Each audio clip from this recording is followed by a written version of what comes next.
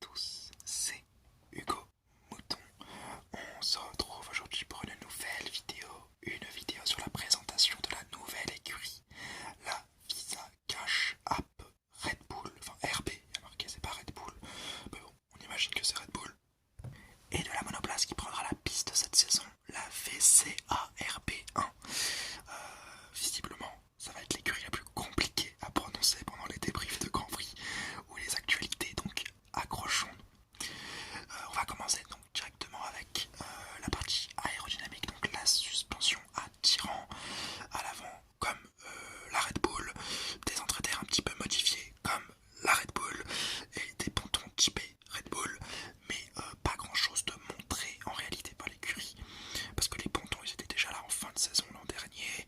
L'entrée d'air c'est un petit peu logique parce que c'est ce qui marchait le mieux et c'est peut-être la suspension attirant qui a changé le plus par rapport à l'an dernier pour cette Visa Card, hein, parce qu'on va l'appeler Visa Cash, pardon, Visa Cash, on va appeler ça Visa Cash, comme écurie ça ira plus vite. Donc voilà la Visa Cash, il y a juste les tirants à l'avant qui changent un petit peu. On verra le gros des améliorations, s'il y en a, lors des essais de pré-saison. Ensuite on va parler donc de la livrée, que je trouve assez belle, c'est un bleu marine, blanc et rouge, assez spécial, mais c'est pas trop mal, mais il y a trop de sponsors. Déjà, il y a 14 sponsors un peu partout sur la voiture. C'est pas très beau. Ils sont mal intégrés, ces sponsors. Le sponsor Hugo Boss sur l'aileron avant, je le trouve pas super beau. Le Orlen est pas trop mal, mais enfin voilà. Il y a un petit peu trop de sponsors sur cette voiture, je trouve. Et le mix des couleurs, donc bleu, marine, blanc, rouge, c'est un peu spécial. Faut apprécier. Je trouve que c'est plutôt beau parce que j'aime bien le bleu. Mais bon, le bleu, rouge, blanc, c'est pas non plus foufou quoi.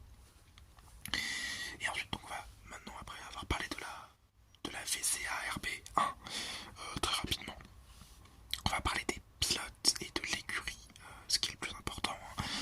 En parlant des pilotes, on peut parler de Ricciardo qui cette année doit tout donner pour aller chercher la place de Pérez chez Red Bull.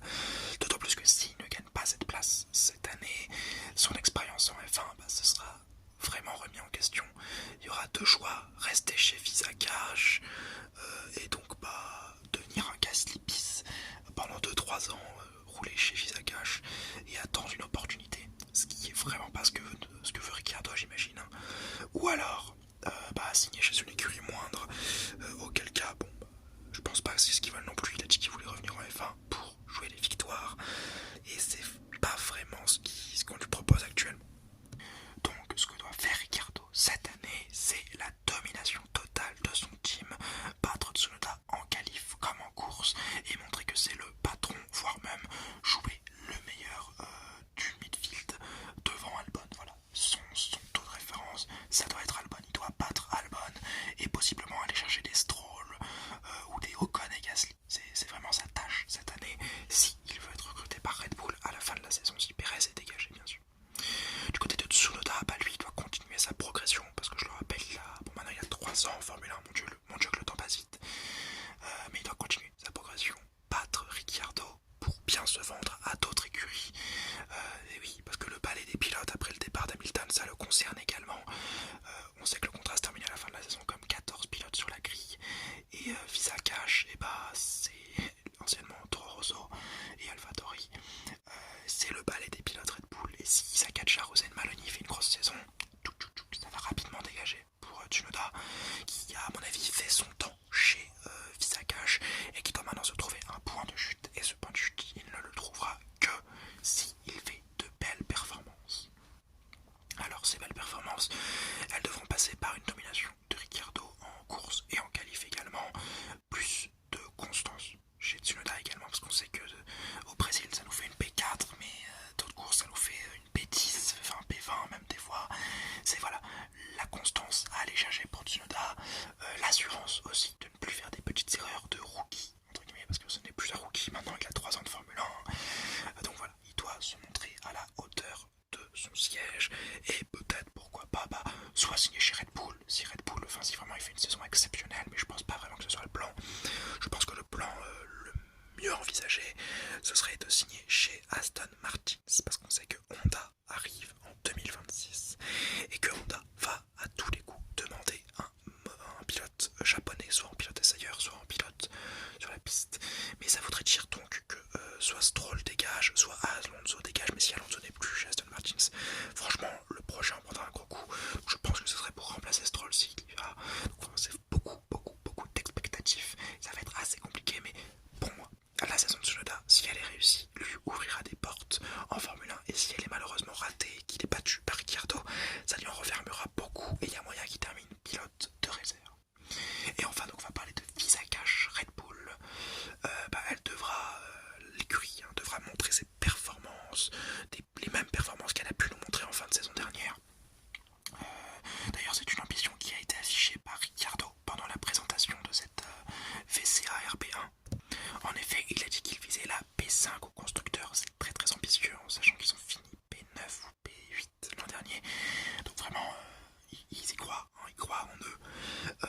Et les derniers résultats de la saison dernière peuvent leur donner raison. Ils étaient une bonne force du plateau, mais pas P5, peut-être plus P6, P7. Et voilà, Laurent Mekies, lui, c'est le nouveau directeur de l'écurie après le départ de Franz Tost. Il va devoir prendre les commandes de l'équipe, devra bien agencer toutes les équipes et le projet pour que les nouvelles arrivées qui sont là, qui sont arrivées récemment, les nouvelles personnes qui arrivent, elles soient le mieux, dans les meilleures conditions pour la fabrication des voitures pour les saisons suivantes, surtout à l'approche de la révolution de 2026. Et malgré les liens étroits avec Red Bull, moi je suis plutôt pessimiste, parce que cette fin de saison, certes elle était bonne, mais comme je t'ai dit, ça ressemblait plus à de la P6, P7. Ça ressemble un peu à une voiture de l'an dernier, ce qu'on nous a été présenté, et pourtant il y a des changements, alors que ce ne serait pas la voiture définitive. Moi je me pose des questions, mais moi je les vois pas finir au-delà de la P6 en fait. Voilà, pour moi ça ira pas au-dessus de la P6, et en même temps, est-ce que ce résultat importe beaucoup pour Visa Cash, pour les équipiers? Oui. Pour la maintenance de l'équipe, absolument pas. On sait que As a besoin d'une P8, ça c'est sûr. Voilà, ils ont besoin d'un classement pour continuer la F1. Visa Cash, s'ils font une P10 cette saison, ça va déranger qui? Pas grand monde. On va juste peut-être faire du remaniement en interne, mais l'avenir de l'écurie n'est pas compromis. Mais c'est aussi pour ça que je ne les vois pas aller au-delà de la P6, et même pour moi ça va finir P7, entre P10 et P7, malgré le talent de Ricciardo, malgré les éclats de Tsunoda.